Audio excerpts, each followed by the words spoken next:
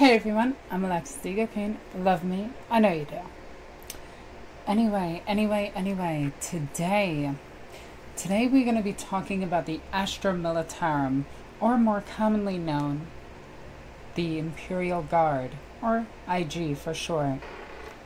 In this video, we're going to break down their army lore, a rundown of the units in their armies, how they play on the field of battle, are they any good in the current meta, why I like them, some things that I don't like about them, and then lastly, I'm going to open the floor to Q&A during the live stream, as people were requesting that with the last one. So, let's get started. Oh, and I am sorry about the fan noise in the background.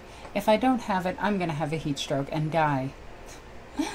Jokes aside. But I do need it on. I am sorry about the distraction. The Imperial Guard, otherwise known as the Hammer of the Emperor. I believe they're the Hammer of the Emperor. Watch me get that wrong immediately. That would suck.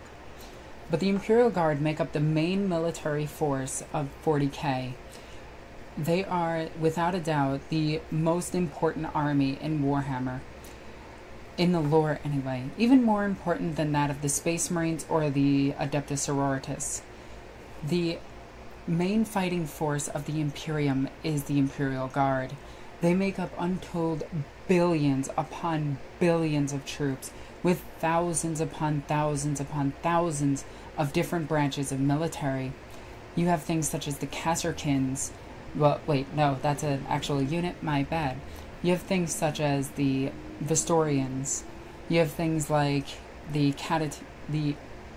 Cadians, and various other factions in 40k, like the Armageddon Steel Legion. The Imperial Guard use a ton of numbers to win most of their conflicts, either through superior tanks or just manpower alone.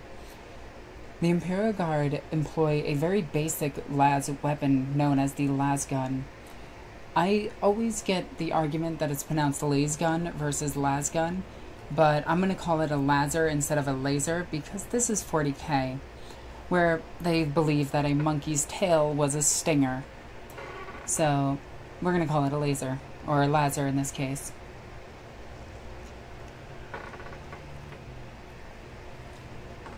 The Imperial Guard are without a doubt one of my favorite armies in 40k, mostly because they are simply dudes, not like genetically engineered, not in full power armor. They basically make up the modern military force that we have today. They have a buttload of tanks, and their tanks reference more of World War II/World War I era tanks. Kind of silly looking if you really look at them. They're a little bit, let's face it, the Imperial Guard tanks are completely impractical. But that's what makes them so cool, is the boxy designs and the sheer... I almost want to say I really like the tanks for their simplistic design. Slap as many guns on it as possible just to blast your enemy to smithereens. The Imperial Guard do a lot of different styles of fighting through wave tactics of just sending... what are they called? They're prisoners. I can't remember what they're called. Oh my god, I'm drawing a blank. But sending waves after waves after waves of their own men in Zap Brannigan's most famous way of saying it. I knew that they had a... I'm not going to get into that. They use wave tactics. They use armored spearhead tactics. They use... That's what they're called, the Penal Legion, where they send thousands of men convicted of crimes throughout all of the Imperium, just throw them on the front lines and send them into battle. And these penal legions can eventually get their freedom, which I find amusing. The Imperial Guard employ thousands upon thousands upon thousands of tanks when they hit the battlefields. And that's exaggerated of course, but they do have a ton of tanks. They usually employ things such as the Lehman Russ battle tank,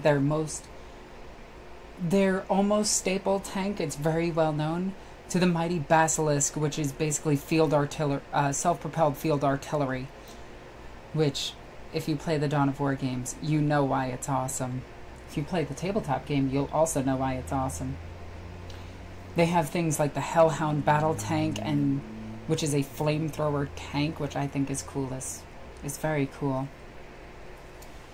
The Imperial Guard also have things such as Rough Riders to get through certain terrain that their tanks simply can't make it through, where they need to extract or do things fast. They use horseback, which is a little bit silly in the 40k universe, I will admit to that. But these guys are trained so well, and their horses are a little bit augmented to actually survive the fire and craziness that they are going to go through on the field of battle. These horses are mostly used for reconnaissance, same as the armored sentinels and the scout sentinels of the Cadians and Caterchins. If there is any army in current military or past military that you find interesting in any way, shape, or form, the Imperial Guard is your go-to army. If you really like battle tactics that involve just basic dudes, the Imperial Guard is your army. If you like tanks, the Imperial Guard is your army. And the Imperial Guard have, without a doubt, the most iconic tank ever made. The Baneblade. The Baneblade is a gigantic tank with 11 barrels of hell to deliver death to the enemies of the Imperium. I personally love my Baneblade, and I can't wait to field it in an upcoming game. But they don't deploy just one super heavy tank. They deploy several. They don't just... The jokes aside about the Dawn of War games and they lose 100 Baneblades, memes aside, they deploy these things as squadrons to hunt other enemies. They are meant to destroy entire infantry platoons, kill vital objectives, destroy vital buildings, or even just distract the opponent and just be like, there's a giant tank coming towards us. One of the most famous Baneblades in all of Imperial history is the Fortress of Arrogance, which is Commissar Yarrick's personal Baneblade. The Baneblade comes in several variants. Basically mix anything that sounds cool with either blade or sword, or yeah, just blade or sword, and you get a Baneblade variant. The Space Marines also have a type of Baneblade called the Fellblade, but it's not as cool as the traditional Baneblade. Looks like something straight out of World War I, and I love it.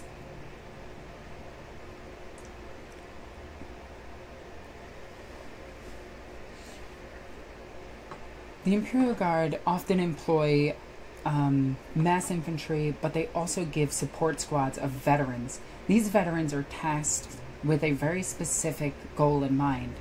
They go after and hunt certain people, they go after and destroy certain things, and they're just all around one of my favorite units that the Imperial Guard can actually bring to battle. So now that I covered basic lore, and if you have any questions whatsoever about the lore, please be sure to either ask me via my Discord or in the comments right there. Yeah. Sorry, I'm seeing it reversed, so it's over there. Or you can simply message me on Facebook or Twitter, and I will answer them. I find these guys to be one of my favorite armies. In fact, I actually wish that I started Imperial Guard over Space Marines. Now, let's go into how this army plays in total. Oh, also, if you are curious about the lore of the Imperial Guard, please check out the Lexiconum. I wouldn't suggest the wikis as much, but the Lexiconum is usually pretty accurate. I would highly suggest you go there. But now, let's go into how they play on the field of battle, like in an actual tabletop game of 40k. The army is split between two different methods of fighting for the most part. One is mass infantry, the other is mass tanks. They are the hammer of the Imperium. They are the Imperial Guard, and I love taking tank companies. As many tanks as I can field. I personally think Leman Russ Squadron is one of my most iconic, feared, and overall favorite. Uh-oh. The stream stopped. Okay, momentarily lagged. Sorry about that. You can take an army of all Leman Russes led by Pask himself. You can take a squadron of all infantry led by Yarick and do the legendary fight of Armageddon. You can do the Cadians and do the Cadian Last Stand, where the planet breaks before their will does. You can do the Castellans of the Imperium, which is Celestine, the Sisters of Battle, Space Marine, and Imperial Guard, all fighting a desperate fight against the Black Legion of Abaddon the Despoiler, or Abaddon the Harmless, depending on how you want to see it. How I played them on the field of battle is I usually ran them with half tank, half infantry, as I really like bubbles of infantry to protect my tanks. I run usually 3 to 6 Leman Russes, and I would run 3 Basilisks, as I know the Basilisk isn't that good this edition, but it's still the Basilisk, and it's still one of my favorite all-time tanks ever. I see a lot of people, especially in tournaments, running them with Valkyries and Vendettas, dealing mass damage as quickly as possible to the opponent while slowly advancing up infantry to grab objectives. They are extremely good on the field of battle as it stands right now. They are a tier 1 medalist. And actually that gets right into it. How good are they? Like I said, they're amazing. Just hands down amazing on the field of battle. They can point 180 guns to 200 guns at a target and make it go away. Flashlights in large numbers are dangerous. So why do I like the Imperial Guard so much? Well, the Imperial Guard, now from a fluff standpoint, they're awesome, but the Imperial Guard gives you a grand total of about 4 different armies when you start collecting it. You have the Imperial Guard, the Tempestus Scions, if you want to count that as a separate army. It shouldn't be counted as a separate army, but it is. You get the Forge World armies as well. You get Renegade Guard, which is Chaos version of them, and you also get Genestealer Cult, which I will get to that once I do a Genestealer Cult video. But right now we're just focusing the Imperial Guard. But it is cool to see that when you buy one army, you actually get access to about 3 to 4, depending. You can also use them as cultists, which is really effective for a Chaos Space Marine army. All around, just having like 2 to 3 squads of Imperial Guard with just lasguns is really good. Now, why I don't like them. There isn't much to say here as to why I don't like them. I find their battle strategy to be sound. I find their ability, their mobility really good. And overall, I think the only thing that I don't like about them is painting 200 models in one night. That's it.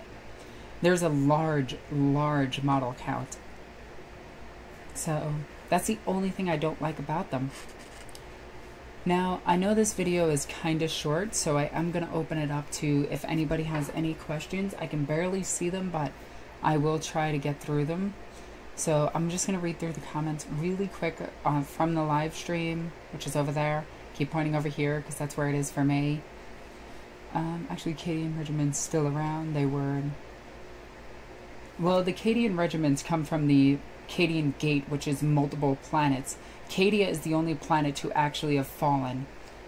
So that's one of the things about the fluff of 40k is, and one of the things that I suggest that you read is the Fall of Cadia. What are Elysians based off of? I am not sure. I know that they look cool and they use grav shoots and they drop pod in sentinels and all sorts. Not drop pod, but they deep strike in. They don't even deep strike anymore. They do weird things. Oh, and you know what? Imperial Knight, you are right. One of the things that I actually missed while talking about the Imperial Guard. The Imperial Guard employ mutants and abhumans. Some of these do include the Ogrins, the Ratlings, some squats for 30k. We don't have squats confirmed for 40k, but I'm sure you can play them. It's whatever. You also get some of the other varying races like Beastmen, feeler nids if you really want to go down the anime route, and maybe even Shahardin, depending. These are things that you can do. They're not actually in the game yet for those three, but the Ogrins, Ratlings, they're in the game. You can play them on the field of battle. What do you think about the Catachans? The Catachan jungle fighters are actually really, really, really cool. They don't wear too much armor, which I think is silly, but they've adapted to fighting on death worlds. If you don't know what a death world is, it's a world where literally everything is trying to kill you. The plant life, the atmosphere, the freaking bugs in the microorganisms, everything is trying to kill you 24/7. These planets are usually housed to 1 to 2 tyranid species, depending, or tyranid ancestor species, like the Catachan Devil, the Kraken of Fenris, and a whole bunch of other different creatures. And the Acadians actually come from these worlds, and they've mastered fighting in them. So when they are deployed upon the field of battle, they deploy the Acadians to those ones. What do you think of the Valhallan regiments? I love the way they look. They're based off of wait, actually, I don't know what they're based off of. I know they're based off of history of some sort. But I do think that they're really, really, really cool in the field of battle. I just love their models, and I love the color scheme that they have. Also, you failed to talk about the massive amount of special characters. Yes, the Imperial Guard field a ton of special characters, but I think I mentioned 2 of the most used, which is Commissar Yarrick and Tank Commander Pask. I can't really think of anybody else except for Nork, who is a Ogren special character. But that's pretty much the main ones that most people know, except for the living meme himself, which I will not name because I know once I name it, all of my comments are just going to be a bunch of A's. Oh yeah, and Creed himself, who is now with the Necrons.